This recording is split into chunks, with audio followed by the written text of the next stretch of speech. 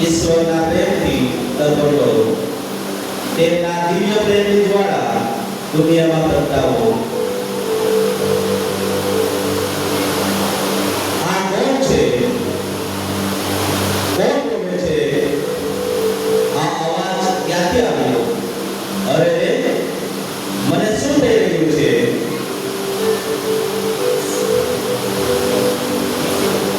મારા હૃદયમાં કંઈક થઈ રહ્યું છે.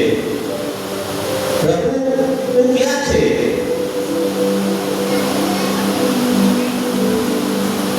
ઇગ્નાસ, તું ઉઠ.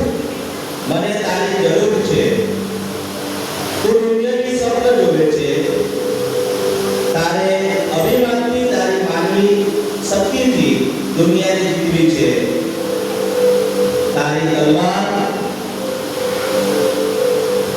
તાકાતવાર છે. પણ યાદ રાખજે, હું બધામાં વસું છું. ચાલ, આવ, ઉભો થા.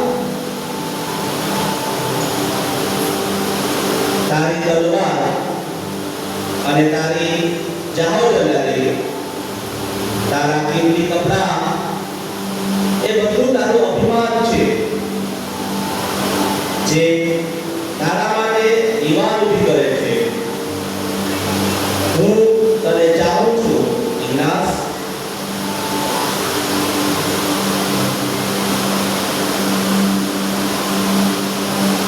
હા મારા પ્રભુ, મને તારી સેવા કરતા શીખવાડ.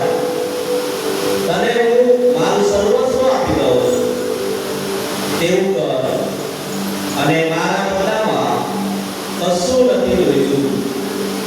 બુરાઈ સામે લડતા જ્યારે મને ઘા પડે ત્યારે હું તેની સામે ધ્યાન ના આપું, પણ તારા પ્રેમ ખાતર સહન કરીશ. એ દુઃખ નથી, પણ તારી મહાન યોજના છે. મારા જીવન ઘડતર માટે પ્રભુ મારે સતત પરિશ્રમ કરવો છે, અને એ માત્ર સર્વમાં તને પામવા છે.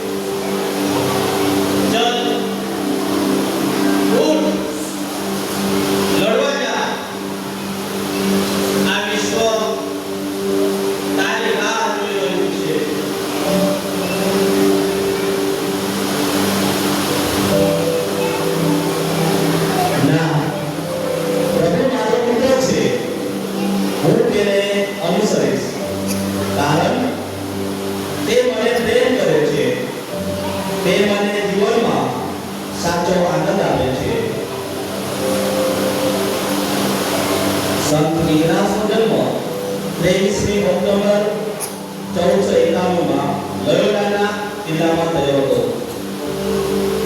તેમનું નામ લોયોલાના ઇનિગો લોપેઝ એમ રાખવામાં આવ્યું હતું. 1509 થી 1521 એમ કુલ 12 વર્ષ તેમણે સૈનિક તરીકે સેવાઓ આપી હતી. 31મી જુલાઈ 1556માં રોમ ખાતે ઇગ્નાસનું અવસાન થયું. 12મી માર્ચ 1622માં પોપ ગ્રેગરી 15માએ તેમને સંત જાહેર કર્યા. સંત ઇગ્નાસ જીવનનો એક જ મોટો હતો, સગુણાઈ ઈશ્વરના અધિક મહિમા માટે અર્પણ કરીને.